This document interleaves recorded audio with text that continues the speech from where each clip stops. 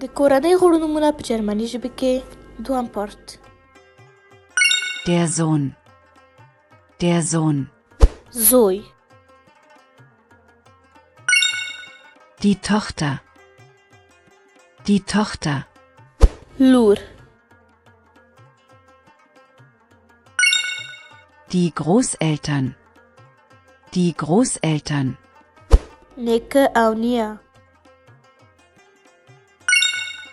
Der Großvater.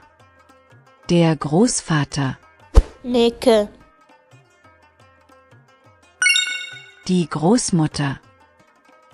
Die Großmutter. نیا. Der Onkel. Der Onkel. کاکا او یا ماما. Die Tante. Die Tante. عمه او یا هم خاله. که غواړئ چې جرمني ژبه په اسانه ډول زده کړئ نو موږ په یوټیوب، فیسبوک او انسټاګرام کې تعقیب کړئ او مه هېروئ چې ویډیو لایک، سیف او له دوستانو سره مو شریک کړئ. د خدای په امان.